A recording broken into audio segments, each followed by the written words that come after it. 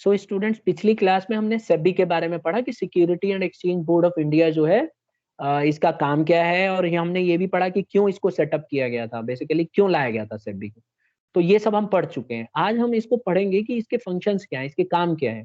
देखो, इसको अगर हम सिंपल भाषा में पढ़े ना कि इसके काम, तो हम इसको तीन हिस्से में बांट सकते हैं। एक तो है रेगुलेटरी फंक्शन, एक है डेवलपमेंट फंक्शन, और एक है प्रोटेक्टिव फंक्शन। अगर आप देखो ना, सेबी के ये तीन ही काम है। रेगुलेटरी का मतलब है चलाए रखने के लिए, जो कैपिटल मार्केट है उसको चलाते रहने के लिए रेगुलेट कैसे करेगी, मतलब काम काज को देखती है कि काम ढंग से कर रहे हैं कि नहीं कर रहे हैं, और कंपनी अब फ्रॉड तो नहीं करेंगे। ये सब काम डेवलपमेंट में होता है कि देखेगी कि किस तरह से इन्वेस्टर को डेवलप किया जाए, कैसे उसको नॉलेज दिया जाए। और प्रोटेक्टिव में बचाने से संबंधित काम करती है।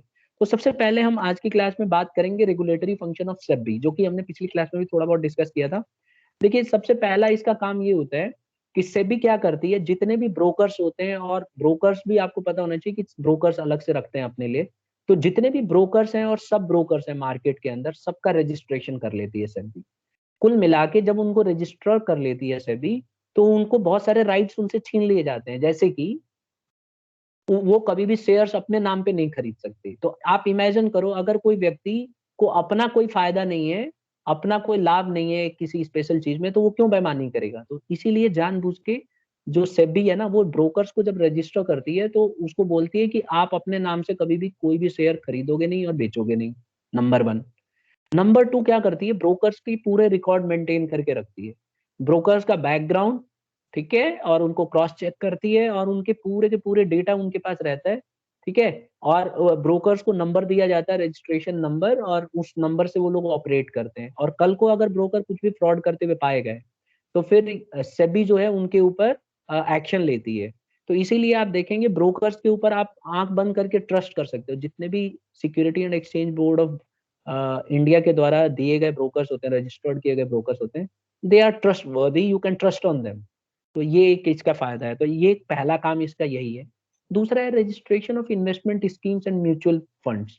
होता क्या है स्टूडेंट्स, कि म्यूचुअल फंड्स जितने भी है ना, इसको रजिस्ट्रेशन कराया जाता है। अब आप कहेंगे कि सर इसमें क्या होता है, जैसे म्यूचुअल फंड्स होते हैं, तो पहले क्या होता था, म्यूचुअल फंड्स ना कहाँ पे अपना पैसा लगा रहे हैं ये बात किसी को पता नहीं रहती थी, मतलब इन्वेस्टर को ये बात बताया नहीं जाता था। आजकल ट्रांसपेरेंसी लाने के लिए सेबी ने क्या कर दिया है कि सेबी बोलती है कि आप हर क्वार्टर पे, मतलब हर 3 महीने पे आप इन्वेस्टर को बताओगे कि आपने कहाँ कहाँ उसका पैसा लगाया। तो इससे ट्रांसपेरेंसी आ गई है। तो सेबी ये काम करती है, रजिस्ट्रेशन कर लेती है म्यूचुअल फंड्स का, और म्यूचुअल फंड्स को एक तरह से रेगुलेट करती है कि भाई आपको ये करना है, ये करना है, ऐसे करना है, ऐसे करना है, आपको ये इन्फॉर्मेशन आगे भेजना है, और ऐसी कोई प्रॉब्लम हो जाएगी तो आप ऐसे ऐसे डील करोगे। तो एक तरह से रेगुलेशन का काम करना शुरू कर दिया है सेबी ने। तो ये एक इसका दूसरा काम है। तीसरा काम क्या है कि regulates the functioning of share brokers and underwriters. Underwriters पहले भी हम डिस्कस कर चुके हैं। ये वो लोग होते हैं जिन्होंने गारंटी ली होती है कि पैसा अगर कम पड़ गया कंपनी के पास, तो पैसा ये लोग अरेंज करेंगे। तो इनको भी रेगुलेट करने का काम सेबी करती है। सेबी इनको बोलती है कि अगर पैसा मान लो कोई कंपनी में नहीं आया, जितना पैसा कंपनी ने सब इशू किया था वो सब्सक्राइब नहीं हुआ, तो ऐसे में कंपनी क्या करती है, सीधा अपने अंडर राइटर को बताती है कि देखो आपने बोल गारंटी लिया था, इतना पैसा आना था, नहीं आया, जल्दी से कहीं से अवेलेबल कराओ हमारे लिए। अगर मान लो अंडर राइटर इसमें डिले कर रहा है या कोई प्रॉब्लम क्रिएट कर रहा है, तो ऐसे में company can directly ask intimate the SEBI and SEBI will look after it. तो सेबी इस पे ध्यान रखता है कि शेयर ब्रोकर्स जो हैं और जो अंडर राइटर्स हैं ढंग से काम को कर रहे हैं कि नहीं कर रहे हैं, कहीं ऐसा तो नहीं कि वही लोग फ्रॉड करने में लगे हुए हैं। तो ये सब काम कौन करेगा, सेबी करेगी। तो ये तीन काम समझ में आ गए स्टूडेंट्स, रेगुलेटरी फंक्शन, हाँ या ना बोलो। Yes sir. पहला काम क्या था, रजिस्ट्रेशन कराना ब्रोकर का और सब ब्रोकर का। दूसरा काम क्या था, जितने भी म्यूचुअल फंड्स और इन्वेस्टमेंट की स्कीम्स हैं सबका रजिस्ट्रेशन करना, रिकॉर्ड मेंटेन करके रखना। तीसरा काम क्या है कि जितने भी शेयर ब्रोकर्स हैं और अंडर राइटर्स हैं या बैंक्स कह लो, इन सबको रेगुलेट करती है, इनके कामकाज को देखती है, और इनका पूरा डेटा अपने पास रखती है कि इन्होंने कैसे काम किया, अगर किसी कंपनी का पैसा कम पड़ गया तो कैसे अरेंज किया, कितना टाइम लगाया अरेंज करने में, बकायदा इसमें टाइम दिया जाता है। फिर है चौथा सबसे इंपॉर्टेंट है regulation of takeover bids by the company. We all know that कि जो कंपनी होती है वो टेक ओवर करती है दूसरी कंपनी। कई बार कंपनी अच्छा नहीं कर रही होती है तो दूसरी कंपनी उसको खरीद लेती है, टेक ओवर कर लेती है। तो इसमें टेक ओवर जो बिड्स होती हैं, जो बिडिंग होती है, इसमें बहुत ही मतलब कॉम्प्लिकेटेड होता है प्रोसीजर इसका, कि आपको ये चीजों को फॉलो करना है नहीं करना है, ये सारा चीज को देखेगी सेबी। आपको याद होगा पिछली क्लास में मैंने सेबी की साइट ओपन की थी, तो वहां पे हमने देखा था कि टेक ओवर बिड्स के बारे में लिखा हुआ था, तो वो टेक ओवर बिड्स पूरा का पूरा मेंटेन करती है सेबी। अगर आपको सेबी के बारे में और पता करना है तो इसकी वेबसाइट है सेबी की, आप उसकी वेबसाइट पे जाके और इंफॉर्मेशन गैदर कर सकते हो। और वेबसाइट क्या है, अगर आप इसकी देखें तो सेबी की वेबसाइट है www.sebi.government.in। तो यहाँ पे आप जाके और इसकी वेबसाइट को ओपन करेंगे, पिछली क्लास में मैंने आपको वेबसाइट इसकी ओपन करके भी दिखाई थी, तो आप यहाँ पे सारी इंफॉर्मेशन चेक कर सकते हो, ठीक है। अब आप देखो यहाँ पे ऑक्शन की नोटिस आई हुई है, कल भी दिखाया था मैंने ये वाला चीज, और रिकवरी प्रोसीडिंग्स क्या है, तो सारे चीज आप बड़ा अच्छे तरीके से आप यहाँ पे डिटेल में जाके देख सकते हो, स्टैटिस्टिक्स चेक कर सकते हो, इंटरमीडियरीज, और ये सारा सारा इंफॉर्मेशन आपको बहुत सारी वीडियोस मिल जाएंगी, और बहुत सारी collective information you can gather from here. तो ये चीज है इसमें। तो ये टेक ओवर बिड्स को ना रेगुलेट करती है, टेक ओवर बिड्स में क्या क्या तरीका चल रहा है, क्योंकि इसमें बहुत सारे आप आगे चल के पढ़ोगे टेक ओवर कोड होते हैं, तो इसको पूरा पढ़ना पड़ेगा, ये लॉ है। तो उसी के हिसाब से सब कुछ कंपनी कर रही है कि नहीं कर रही है। जैसे मान लो मैं एक सिंपल सी चीज बताऊं, कि जैसे जब कोई भी कंपनी दूसरे कंपनी को टेक ओवर करती है, तो उसके पुराने जो शेयर होल्डर्स होते हैं उनका ध्यान रखना जरूरी है। और जो कंपनी अपने आप को बेच रही होती है ना दूसरी कंपनी को, पहले ही उससे बोल देती है कि देखो हमारे शेयर होल्डर्स को नुकसान नहीं होना चाहिए, और इनके शेयर्स के रेट कम नहीं होने चाहिए। तो इस तरह से कंडीशंस रखी जाती है, क्योंकि जो कंपनी टेक ओवर करेगी उसके भी तो शेयर होल्डर होंगे, तो दोनों का इंटरेस्ट गलत नहीं होना चाहिए। मतलब जो पुराने वाले शेयर होल्डर्स हैं उनका भी इंटरेस्ट वैसे ही मेंटेन होना चाहिए, they are the member of the company. तो ये सारा चीज ध्यान रखती है सेबी, कि उनके साथ मिसलीड ना हो। फिर पांचवा आता है conducting inquiries and audits of stock exchange. सबसे इंपॉर्टेंट काम क्या करती है सेबी, कि इंक्वायरी बिठाती है, ऑडिट करती रहती है स्टॉक एक्सचेंजेस के, कि कहीं कुछ फ्रॉड ना हो रहा हो। इसके लिए ऑडिटर्स होते हैं, दे कीप ऑन, मतलब बहुत सारा इनका एक नेटवर्क है। आप देखोगे ना, इसके कम से कम 20-20 डिपार्टमेंट है इनके, सेबी के बहुत सारे डिपार्टमेंट हैं। और सेबी में देखोगे तो गवर्नमेंट बॉडीज के बहुत सारे, जैसे 2 चेयरमैन होंगे इसके, ठीक है, फिर 2 इसके मेंबर होते हैं रेगुलर गवर्नमेंट के द्वारा अपॉइंट किए हुए।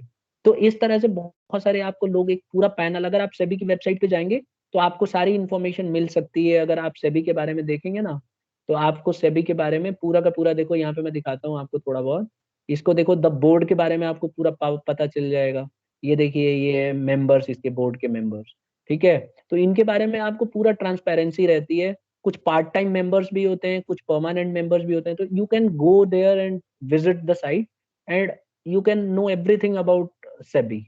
तो यहाँ पे पूरा ट्रांसपेरेंसी होती है। और आप देखोगे गवर्नमेंट की तरफ से नॉमिनेट किए गए होते हैं चेयरमैन, दोनों जो 2 चेयरमैन होते हैं ना, दोनों नॉमिनेट किए गए होते हैं गवर्नमेंट ऑफ इंडिया के द्वारा। तो ये सब चीज प्रोसीडिंग्स वहां पे चलती है। तो ये लोग क्या करते हैं, ऑडिटिंग करवाते हैं स्टॉक एक्सचेंजेस का, कि स्टॉक एक्सचेंजेस प्रॉपर काम कर रहे हैं कि नहीं कर रहे। और एक और है, लिविंग फी और other charges as specified by the act. मैं पहले भी बता चुका हूँ, सेबी बहुत सारा चार्जेस लेती है अपने काम करने के बदले। तो जितने भी कंपनियां हैं जो लिस्टेड हैं, सबको पे करना पड़ता है, कोई मना नहीं कर सकता। और उन्हीं पैसों से ये लोग कैरी ऑन करते हैं अपने business day to day activity. क्योंकि यहाँ पे भी बहुत सारे एम्प्लॉयज होते हैं, मैंने आपको कल दिखाया भी था, बिल्डिंग भी। और आप देखो इनका डे टू डे खर्चा तो लगेगा, क्योंकि इनकी कमाई अलग से तो होती नहीं है। ये तो सिर्फ एक तरह से वॉच डॉग का काम करते हैं। SEBI is a watch dog, सिर्फ देखती रहेगी, भौंकेगी, बोलेगी, काटेगी नहीं। तो आज की डेट में आप देखोगे ना, सेबी सिर्फ इन्फॉर्म करती है लोगों को, आगाह करती है, इंक्वायरी करेगी, अगर कुछ मिसलीड करते हुए आया गया तो उसको आगे बात को रखेगी, ठीक है। तो ये सारे काम सेबी के हैं। सेबी आर्बिट्रेटरी का भी काम करती है, जैसे अगर मान लो कोई अपवाद हो गया, विवाद हो गया, तो उसको सॉल्व आउट करने में भी मदद करती है। अब हम बात करेंगे, जैसे कि हमने डिस्कस किया था, हम लोग पढ़ने वाले हैं ये 3 एक्टिविटी। तो रेगुलेटरी फंक्शन सबको समझ में आ गया students? Yes, sir. Let me, so we are moving further to development function. अब डेवलपमेंट फंक्शन क्या होते हैं? पहली बात तो ये है कि डेवलपमेंट फंक्शन में ना नॉलेज दिया जाता है इन्वेस्टर्स को। तो अब देखो यहाँ पे, promoting investor education and training of intermediaries. यहाँ पे क्या होता है कि जो सेबी है, ये प्रमोट करती है इन्वेस्टर को, कि भाई उसको बहुत सारा नॉलेज देती है, उसको ट्रेन करती है। तो अगर आप देखोगे तो इनका अलग से ना एक आप देखेंगे सेबी ने अपने एक अलग एडुकेशनल इसका प्लेटफॉर्म होता है जहाँ पे ये बहुत सारे आर्टिकल्स बनाती लिखती रहती है, और इंटरमीडियरी जो बैंक्स है ना इनको ट्रेन करती रहती है कि आप इस तरह से एक्टिविटी को परफॉर्म करो, और उनको गाइड करती रहती है। तो आप देखेंगे कई जगह न्यूज़पेपर में कई बार आपको इसके आर्टिकल्स मिल जाएंगे सेबी की तरफ से। टीवी में ऐड आता है उसमें भी देखना सेबी अपनी अलग से गाइडलाइंस देती है कि इन्वेस्टर को पैसा लगाने समय एक सारा पैसा एक ही कंपनी में नहीं लगाना चाहिए। और आप अगर न्यूज़पेपर के रीडर हो तो आप आसानी से देखोगे बहुत सारे आर्टिकल्स छपते हैं।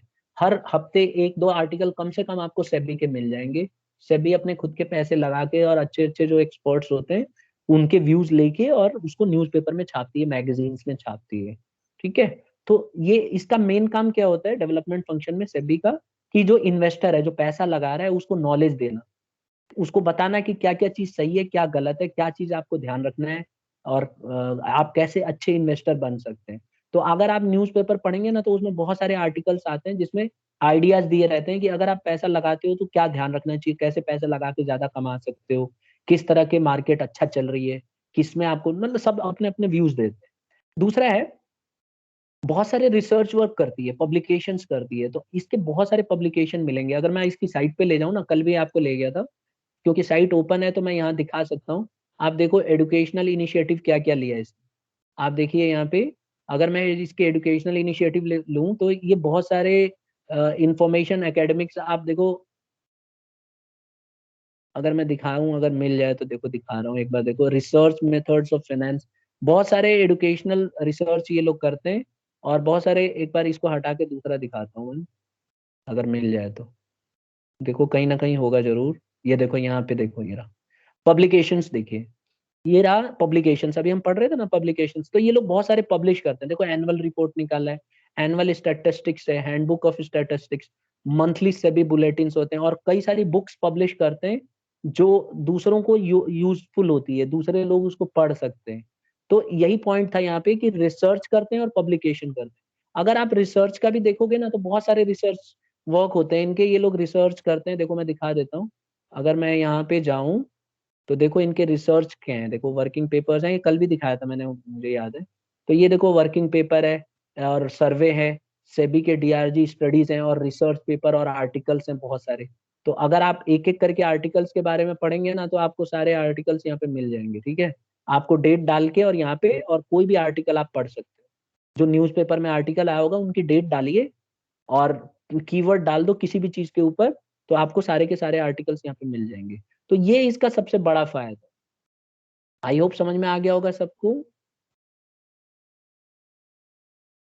सेबी अपनी खुद की रिसर्च करती है, और अगर उसको कोई फाइंडिंग्स आती हैं, जैसे कोई इंफॉर्मेशन मिल गई बहुत ही तगड़ी और उसको पता चला कि ऐसे ऐसे फ्रॉड हो रहा था आज से 2 साल 3 साल तक लगा, तो वो अपने फाइंडिंग में पब्लिकेशन में लिख देगी और अपने रिसर्च पे लिखेगी। अब कई लोगों का रिसर्च करती है कि ऐसे ऐसे पैसे लगाने वाला ज्यादा कमा रहे हैं, तो अपने रिसर्च पेपर में वो डाल देगी कि भाई ऐसे ऐसे करके ज्यादा कमाया जा सकता है। तो इससे क्या होगा, डेवलपमेंट होगा, जो इन्वेस्टर हैं वो काफी डेवलप करेंगे और एक अच्छा एनवायरनमेंट प्रोवाइड करा पाएंगे। तीसरा है undertaking measures to develop capital market, कोई भी ऐसा स्टेप जिससे कैपिटल मार्केट और डेवलप हो सके, बढ़ सके, वो काम करती है सेबी। अब आप कहेंगे सर कैसे करेगी ये, भाई देखो एक तो ट्रांसपेरेंसी लाएगी, ट्रांसपेरेंसी लाने से फायदा ये है कि लोग ट्रस्ट करना शुरू कर देंगे कैपिटल मार्केट में। तो आज की डेट में अगर मान लो कोई इन्वेस्टर को कोई भी प्रॉब्लम होती है तो वो अलग से सेबी ने अपनी साइट ओपन की हुई है, वहां जाके आप अपने प्रॉब्लम्स को शेयर कर सकते हैं। वो मैं प्रोटेक्टिव वाले में बताऊंगा। तो इससे क्या होगा, कैपिटल मार्केट जो है डेवलप करता है, बहुत सारे स्टेप्स लेती है जिससे कि कैपिटल मार्केट और तेजी से बढ़े। यहाँ तक क्लियर है सबको तीनों पॉइंट, क्या क्या हमने पढ़ा। डेवलपमेंट के लिए क्या करती है, एडुकेटर को, जो जो इन्वेस्टर होता है उसको एडुकेट करती है और बैंकों को ट्रेनिंग देती है। नंबर 2, रिसर्च करती है और पब्लिश करती है बहुत सारी इंफॉर्मेशन जो काम की है। और नंबर 3, कुछ भी ऐसा करती है जिससे मार्केट जो है डेवलप हो, कैपिटल मार्केट के अंदर रिफॉर्म्स लाने की कोशिश करती है। पॉइंट क्लियर है यस सर। स्टूडेंट्स। अब हम आ जाते हैं सबसे लास्ट वाले फंक्शन में जो है protective function of SEBI. Actually इसमें क्या होता है, सेबी क्या करती है, कुछ भी ऐसा स्टेप लेती है जिससे कि इन्वेस्टर को प्रोटेक्ट किया जा सके। जैसे कि prohibition of fraudulent and unfair trade practices like misleading statement, manipulation, price rigging etcetera. करती क्या है सेबी कि जितने भी अनफेयर ट्रेड प्रैक्टिसेस होती है ना, जैसे मिसलीडिंग स्टेटमेंट्स, कई कंपनियां क्या करती हैं अपने स्टेटमेंट्स जो हैं, जो statement of profit and loss या ये जो बनाते हैं ट्रेडिंग अकाउंट, इनमें मिसलीड कर देते हैं, मतलब जानबूझ के इन्फॉर्मेशन को गलत कर भेज देते हैं। तो ऐसी इन्फॉर्मेशन अगर कभी भी सेबी के नोटिस में आई तो उसके ऊपर एक्शन ले सकती है। और मैनिपुलेशंस, कई लोग डेटा को मैनिपुलेट करने की कोशिश करते हैं, कई लोग प्राइस को बढ़ाते हैं गलत तरीके से। तो जितने भी अनफेयर ट्रेड प्रैक्टिसेस हैं, इसको प्रोटेक्ट करने का काम करती है सेबी। अगर इसकी नोटिस में आता है तो उसको तुरंत लोगों की नॉलेज में ले आती है। दूसरा काम क्या करती है, इनसाइडर ट्रेडिंग को रोकने का काम करती है। कैसे? इनसाइडर ट्रेडिंग क्या होती है? देखिए, कई बार ना ऑर्गेनाइजेशन के अंदर जो बोर्ड ऑफ डायरेक्टर्स हैं या जो बड़े बड़े पद पे बैठे हुए लोग हैं, वो कई सारी इंफॉर्मेशन को ना गलत तरीके से आगे बता देते हैं, शायद अपने फायदे के लिए। मैं एक एग्जांपल देता हूँ। जैसे मान लो, बोर्ड ऑफ डायरेक्टर्स कितने होते हैं कंपनी में, पहले तो ये बताइए। पब्लिक कंपनी में कितने बोर्ड ऑफ डायरेक्टर्स हो सकते हैं स्टूडेंट्स, मैक्सिमम? बोलो। सर 7। गलत है, गलत है। सर 15। 15 बिल्कुल सही। बोर्ड ऑफ डायरेक्टर 15 हो सकते हैं, और अलग से स्पेशल कंडीशंस में आप थोड़े बहुत बढ़ा भी सकते हो 20 तक। वैसे आपसे कोई पूछे कितने होते हैं तो मैक्सिमम 15 होते हैं, 20 तक हम कर सकते हैं। तो मान लो 15 बोर्ड ऑफ डायरेक्टर्स, सबको पता है कि एनुअल जनरल मीटिंग जो होती है, उसमें मीटिंग जब कर रहे होते हैं तो बहुत सारे जो टॉपिक्स हैं उस पर डिस्कशन होता है कि कंपनी को ये स्टेप लेना चाहिए, कंपनी को ये डिविडेंड अनाउंस करना चाहिए। तो ऐसी कई बार कुछ ऐसी इंफॉर्मेशन होती हैं कि अगर बोर्ड ऑफ डायरेक्टर अगर उसको आगे बता दे तो उस इंफॉर्मेशन को यूज करके लोग कमा सकते हैं। जैसे एग्जाम्पल के तौर पे, बोर्ड ऑफ डायरेक्टर्स ने ये डिसाइड किया कि इस बार हम डिविडेंड नहीं देंगे किसी को, ठीक है, अनाउंस ही नहीं करेंगे। मतलब आपको पता है ना कि जो डिविडेंड होते हैं पब्लिक कंपनी के, ये मर्जी होती है बोर्ड ऑफ डायरेक्टर्स दें या ना दें। Company has loaned a very huge, मतलब earned a very huge profit, although board of directors have decided not to give dividend on that. And if this information is shared among general public, then what will happen? क्या होगा? Let me know. मान लो आपने shares खरीद रखे हैं और आपको कहीं से पता चल जाए सोर्सेस से कि भाई डिविडेंड इस साल अनाउंस नहीं होने वाला, नहीं मिलने वाला, although your company has earned a huge profit, क्या करेंगे? आपका पहला स्टेप क्या होगा?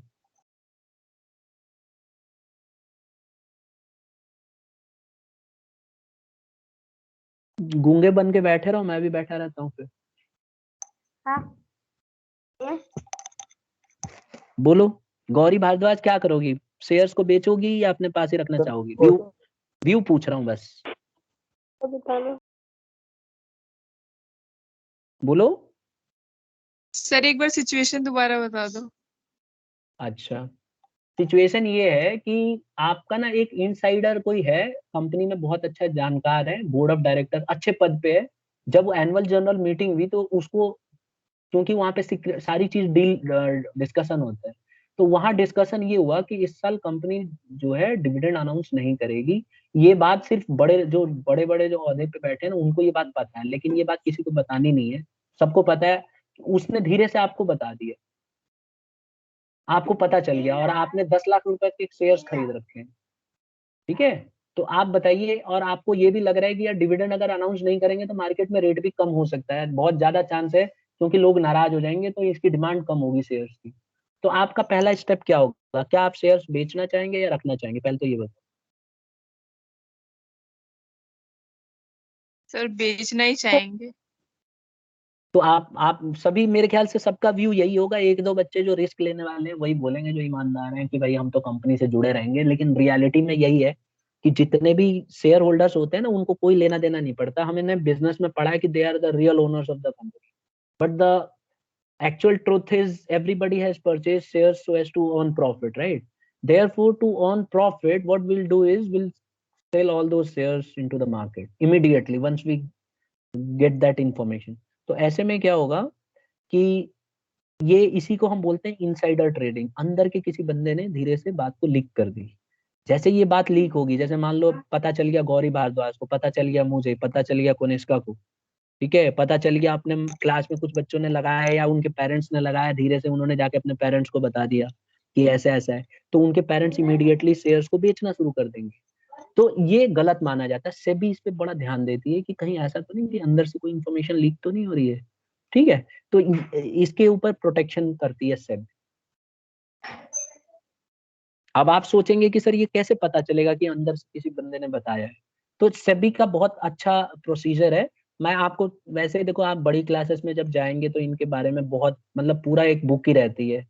तो आप पढ़ेंगे कि सेबी क्या करती है। सेबी के कुछ बहुत सारे रूल्स हैं, जिसमें से एक मैं बता रहा हूँ जो मेरी नॉलेज में, कि सेबी कहती है कि कोई भी व्यक्ति अगर मैनेजमेंट का पार्ट है और उसको लगता है कि कंपनी अंदर ही अंदर कुछ गलत करने की सोच रही है या उसका इंटेंशन गलत है, तो वो सीधा जाके सेबी के ऑफिस में, एक अलग से ऑफिस है इसका, वहां पे जब जाके और वो ना सारी की इंफॉर्मेशन डिस्क्लोज कर सकता है। ये बेईमानी नहीं मानी जाएगी, ये एक तरह से उसकी वफादारी मानी जाएगी। और वो इंफॉर्मेशन जब क्लोज करेगा, डिस्क्लोज करेगा, तो सेबी उसी उसका नाम नहीं बताएगी, उसको अज्ञात रखेगी, ठीक है। आपने न्यूज में देखा होगा, ऐसे आते हैं ना कि सूत्रों से ये पता चला है, तो ये वही सूत्र है। और इसको प्राइज भी देगी, अगर कुछ अच्छी इंफॉर्मेशन लेके आता है तो प्राइज भी मिलती है। इसके लिए अलग से सेल है सेबी में, जो बिल्डिंग में दिखा रहा था ना, उसी बिल्डिंग में अलग से सेल है इसका। तो आप जाके इंफॉर्मेशन भी दे सकते हो, और कोई एम्प्लॉय और ऑर्गेनाइजेशन में तो वो भी ये इंफॉर्मेशन दे सकता है। तो इस तरह से कंपनी सेबी को पता चल जाता है कि इनसाइडर ट्रेडिंग हो रही है, और बहुत हेवी प्राइस देते हैं, प्रॉफिट्स देते हैं। मतलब अगर किसी ने कोई गलत इंफॉर्मेशन हो रही है किसी कंपनी में और करोड़ों का कोई चूना लगा रहा है, तो आप अगर ये इंफॉर्मेशन दे दोगे ना सेबी को, तो सेबी आपको बहुत ज्यादा रिवार्ड देती है। बस ये है कि वो रिवार्ड न्यूज़पेपर में क्लोज नहीं करती, डिस्क्लोज नहीं करेगी, क्योंकि सबको पता चल जाएगा। तो अंडर द टेबल प्राइस दिया जाता है। तो सेबी इस तरह के भी काम करती है इन सब फ्रॉड को रोकने के लिए। तीसरा है, पॉइंट समझ में आ गया? Yes sir. तीसरा है, आप देखोगे तीसरा point, undertaking steps for investor protection. Investor को प्रोटेक्ट करने के लिए बहुत सारे काम किए जाते हैं सेबी की तरफ से, जिसमें से एक काम मैं आपको बता रहा हूँ। जैसे मान लो मैं इन्वेस्टर हूँ, मैंने 10 लाख के शेयर्स खरीद रखे हैं। अब हुआ क्या कि कंपनी ने जब डिविडेंड अनाउंस कर दिया तो मुझे डिविडेंड नहीं मिल रहा है। अब मैं इस बात को लेके काफी नाराज हो गया हूँ, और मैं कंपनी को बार बार, अपनी पब्लिक कंपनी को लेटर भेज रहा हूँ, इंटीमेट कर रहा हूँ, और उनको बोल रहा हूँ कि दूसरे जो शेयर होल्डर्स हैं, जो मेंबर्स हैं कंपनी के, जैसे मैं भी एक मेंबर हूँ, तो सबको डिविडेंड मिल गया, लेकिन मेरे बैंक में अभी तक डिविडेंड नहीं आया।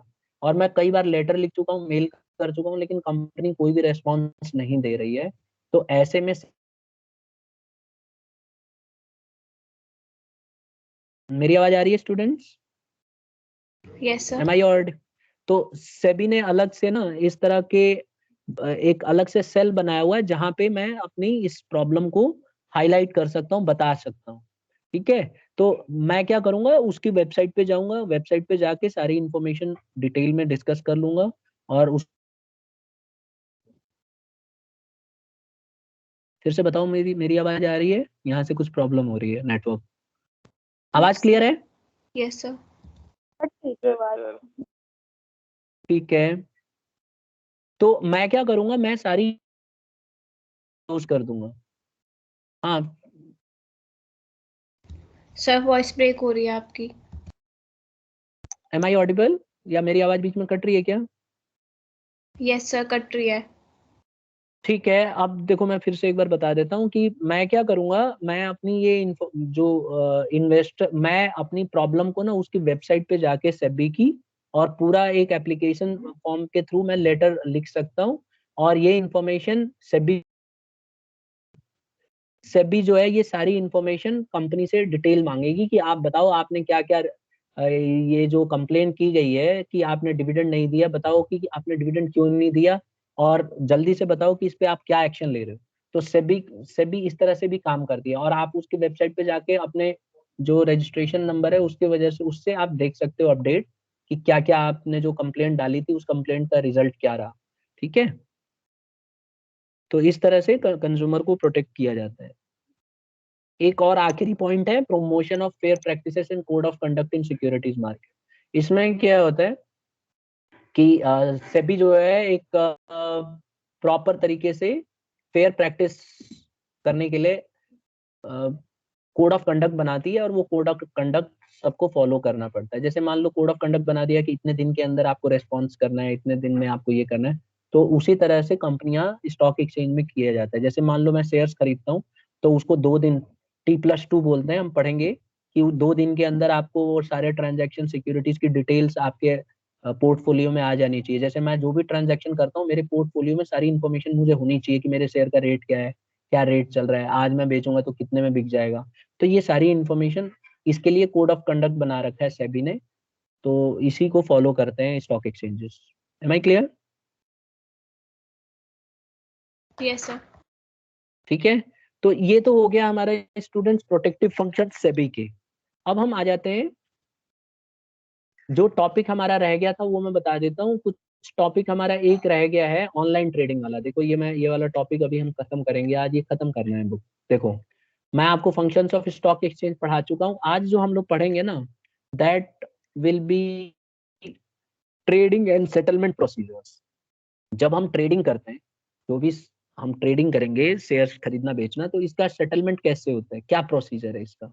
देखो आज आपको पता है कि ट्रेडिंग आजकल ऑनलाइन हो रही है। ऑनलाइन ट्रेडिंग जो है, इसमें क्या होता है, हम लोग घर में बैठ के कंप्यूटर की स्क्रीन पे सब कुछ देख सकते हैं इलेक्ट्रॉनिकली, और सारी इन्फॉर्मेशन हमें अप टू डेट पता चलती रहती है। आज की डेट में भी अगर आप, जिस दिन शेयर मार्केट खुला रहता है उस दिन आप आसानी से कंप्यूटर पे लॉग इन करके या फोन पे आप इसके अपडेट्स ले सकते हो कि कौन से शेयर्स के रेट क्या चल रहे हैं, क्या प्राइस चल रही है, सब कुछ। तो shares can be either in a physical form और इन इलेक्ट्रॉनिक फॉर्म। शेयर या तो फिजिकल फॉर्म में होते हैं या इलेक्ट्रॉनिक फॉर्म में होते हैं। ठीक है, आज की डेट में फिजिकल फॉर्म में कौन लेके शेयर्स घूमेगा। मान लो शेयर्स कागज में लेके कौन रखता है आजकल, कोई नहीं रखता। तो अगर आप चाहो तो शेयर्स को फिजिकल फॉर्म में ले सकते हो, लेकिन इसके लिए ना आपको खरीदना पड़ेगा, आपको ऑफिस जाके। नहीं तो अगर नॉर्मल कंडीशन में मैं आज की डेट में बताऊं तो आपको शेयर्स को फिजिकल फॉर्म में रखने की जरूरत नहीं है। आज से कई साल पहले, 20-30 साल पहले अगर आप देखो तो लोग शेयर्स को फिजिकल फॉर्म में ही रखते थे, बक्से में सजो के रखते थे, और अगर वो गुम हो गया, चोरी हो गया तो गया पैसा। लेकिन आज की डेट में ऐसा नहीं होता है। आज की डेट में हमें सारा पैसा जो है हमारा इलेक्ट्रॉनिक फॉर्म में होता है, और जो भी हमारा फिजिकल शेयर्स होते हैं उसको डीमैटेरियलाइज किया जाता है, यानी कि उसको इलेक्ट्रॉनिक फॉर्म में किया जाता है। इस प्रोसेस को हम बोलते हैं डीमैटेरियलाइजेशन। तो जब भी हम सिक्योरिटीज को खरीदते हैं या बेचते हैं, तो सेबी ने रूल बना रखा है स्टॉक एक्सचेंज के अंदर कि it should be settled with in 2 days of the trade. 2 दिन के अंदर ट्रेड को सेटल करा जाता है। ये इसका मतलब क्या है, इसका मतलब ये है कि जैसे हमने आज कोई ट्रांजैक्शन किया, तो ट्रांजैक्शन हो सकता है कि हम अगले दिन उसमें कुछ बदलाव करना चाहें। जैसे मैंने मान लो आज 20 शेयर खरीदे, तो हो सकता है कि शाम आते आते मैं 20 शेयर को बेच दूं अगर रेट बढ़ जाए, या अगले दिन उसको बेच दूं। तो इसीलिए इसको रोलिंग सेटलमेंट कहा जाता है। इसको ना थोड़ा 2 दिन तक रोक के रखा जाता है, फिर इसकी ट्रांजैक्शन को करा जाता है, जिससे कि पेपर वर्क ज्यादा ना करना पड़े। तो इसको बोलते हैं T+2। इसमें बेसिकली क्या होता है, अगर आप कोई शेयर्स खरीदते हो तो उसको सेटल किया जाता है कम से कम 2 दिन में। तो इसमें आपके जो शेयर्स हैं उनको फिजिकल फॉर्म से आप देखोगे उसको इलेक्ट्रॉनिक फॉर्म में कन्वर्ट कर दिया जाता है। अब आता है क्या क्या स्टेप्स लिए जाते हैं, प्रोसीजर क्या है, कैसे ऑनलाइन ट्रांजैक्शन किया जाता है। अगर आपको मान लो शेयर्स खरीदना है तो क्या क्या स्टेप्स फॉलो करोगे, सबसे पहले क्या करोगे, फिर क्या करोगे। तो देखो सबसे पहले ना आपको सिलेक्शन ऑफ अ ब्रोकर, आपको कोई ब्रोकर चुनना होगा। अब आप कहेंगे ब्रोकर कौन है, तो ब्रोकर वो पर्सन होता है जो आपको मदद करता है शेयर्स को खरीदने बेचने में। ब्रोकर जो है, अब जैसे मान लो मुझे शेयर्स खरीदने हैं, तो मैं अपने रिश्तेदारों से बात करूंगा जो पहले से ही ट्रांजैक्शन करता हो, स्टॉक एक्सचेंज में डील करता हो। तो मैं उससे बोलूंगा कि यार कोई ब्रोकर है अच्छा जो आपको ज्यादा कमा के देता है, तो मुझे भी बता दो, मैं भी शेयर्स खरीदना चाहता हूँ। तो वो मुझे रिकमेंड कर सकता है कि भाई फलाना ब्रोकर है, वो बहुत अच्छा है, उसको यूज कर लो, मैं उसी से शेयर खरीदता बेचता हूँ। या फिर वो कोई और को भी सजेस्ट। सबसे पहला हमारा काम क्या होगा स्टूडेंट्स, कि हमें सिलेक्शन करना होगा एक ब्रोकर का। ब्रोकर बेसिकली वो पर्सन होता है जो हमें शेयर्स को खरीदने बेचने में मदद करता है। Am I clear? Yes, sir. दूसरा आता है, जैसे ही आप ब्रोकर को सेलेक्ट करोगे तो आपको एक डीमैट अकाउंट ओपन कराना होता है डिपॉजिटरी के। नीचे जो देख रहे हो ना, दीज आर डिपॉजिटरीज, ये डिपॉजिटरी है। डिपॉजिटरी वो पर्सन होता है जो हमारे रिकॉर्ड को मेंटेन करता है, मदद करता है, हमारी इंफॉर्मेशन को आगे पहुंचाता है। डिपॉजिटरी पार्टिसिपेंट बोलते हैं इसको। डिपॉजिटरी एक होता है जो ऑफिस जहाँ रिकॉर्ड मेंटेन होता है, और डिपॉजिटरी पार्टिसिपेंट वो पर्सन होता है जो हमारे ट्रांजेक्शन को आगे मदद करता है रिकॉर्ड रखवाने में। जनरली आप देखोगे डिपॉजिटरी पार्टिसिपेंट वो लोग होते हैं, जब बैंक्स जो होते हैं ना, ये लोग डिपॉजिटरी पार्टिसिपेंट्स होते हैं। तो आपको एक ओपन करना पड़ेगा डीमैट जब हम डीमैट अकाउंट आजकल ओपन करते हैं ना, तो इसी में हमें डिपोजिटरी पार्टिसिपेंट भी मिल जाता है। जैसे मान लो मैं ग्रो ऐप यूज करूंगा तो उसी में डिपोजिटरी पार्टिसिपेंट ऑलरेडी मेरे को अवेलेबल हो जाएगा। ठीक है, तो इसके लिए मुझे डीमैट अकाउंट ओपन कराना पड़ेगा। डीमैट अकाउंट आप बैंक में भी जाके ओपन करा सकते हो, और फिर जब डीमैट अकाउंट ओपन हो जाएगा तो आप ऑर्डर प्लेस कर सकते हो शेयर खरीदने और बेचने के लिए। तो placing an order for purchase and sale of security with the broker. और उसके बाद जब आप खरीद लेते हो शेयर्स, तो इसको आप execution of order through computer terminal के थ्रू आप अपने ऑर्डर दे सकते हो। जैसे कंप्यूटर पे बैठ के, जैसे हम लोग नहीं ऑनलाइन ट्रांजेक्शन करते हैं, वैसे ही आप शेयर्स को बेच भी सकते हो और खरीद भी सकते हो। तो ये हम प्रोसीजर को यूज कर सकते हैं। फिर उसके बाद क्या होता है, delivery of contract note to the investor which contains details regarding name security. जो भी हमारा कॉन्ट्रैक्ट नेम वो है, नोट है, उसको सारी इंफॉर्मेशन आगे वो ट्रांसफर हो जाएगी, और किस रेट पे आपने खरीदा, किस रेट पे बेचा, ये सब आ जाएगा। और आपके डीमैट अकाउंट में इसके चेंजेस आ जाएंगे और लास्ट में आपको पैसा मिल जाएगा। इसको मैं एक डायग्राम से इससे समझाता हूँ। पहले हम थोड़ा सा इसका एडवांटेज पढ़ लेते हैं, फिर उसमें डिटेल में मैंने एक चार्ट बनाया, वहां से आपको समझा दूंगा। देखो एडवांटेज क्या है ऑनलाइन ट्रेडिंग का। पहले तो ये याद हो गया, सबसे पहले क्या करोगे, ब्रोकर चुनोगे। दूसरे नंबर पे क्या करोगे, डीमैट अकाउंट ओपन करोगे। फिर क्या करोगे, ऑर्डर करोगे कंप्यूटर की मदद से, या फिर ब्रोकर को डायरेक्टली फोन करके भी बात करके कर सकते हो। ठीक है, उसी को हम बोलते हैं execution of order through computer terminal. फिर इसके बाद डिलीवरी, जो आपका जो डिलीवरी ऑफ कॉन्ट्रैक्ट नोट है इन्वेस्टर का, इसमें सारी डिटेल्स होंगी, जैसे सिक्योरिटी का नाम, नंबर, ठीक है, कितने रेट पे खरीदा, ये सब। और फिर इसको डीमैट अकाउंट में इसके चेंजेस कर दिए जाएंगे, और बाद में अगर आप बेचते हो तो इसको पैसे आपको मिल जाएंगे। अब इसके एडवांटेज क्या है, पहला ये है कि ट्रांसपेरेंसी रहती है। कभी भी हम कंप्यूटर पे सारी इंफॉर्मेशन देख सकते हैं। जो हमारे जो पार्टिसिपेंट्स हैं, it allows the participants to view the prices of all the security. जो पार्टिसिपेंट्स हैं उनको आसानी से देख, जैसे मान लो मैंने शेयर खरीद रखा है, तो मैं अपने शेयर्स के बारे में देख सकता हूँ क्या चल रहा है रेट। अब मैं इसी समय अगर मुझे रेट अपने शेयर्स के देखने, तो मैं अपने इसको यूज करके देख सकता हूँ। दूसरा है, इसमें इंफॉर्मेशन ना ग्राफ में दिखाया जाता है, इससे आपको पता चल जाएगा कि शेयर का रेट चल क्या रहा है। मतलब बेसिकली आपको ये पता चल जाएगा कि मार्केट का क्या ट्रेंड है, ऊपर जा रही है, नीचे जा रही है। तो ग्राफ की मदद से आप आसानी से सारी इंफॉर्मेशन ले सकते हो। फिर एक और है efficient operations, it reduces the time and cost and effort. ये ना आपका टाइम को बचाता है, मतलब अननेसेसरी आपका जो टाइम है उसको ये बचा देगा। तो एक काम करेंगे स्टूडेंट, क्योंकि वी आर रनिंग लेट, तो मैं अगली क्लास में इसको दोबारा से डिटेल में समझाऊंगा। अब जल्दी जल्दी में ये अच्छे से हो नहीं पाएगा, तो अगली क्लास में इसको खत्म करते हैं, ठीक है, ऐसा करें। Yes sir. ठीक है, तो अगली क्लास में इसको हम खत्म करेंगे। नेक्स्ट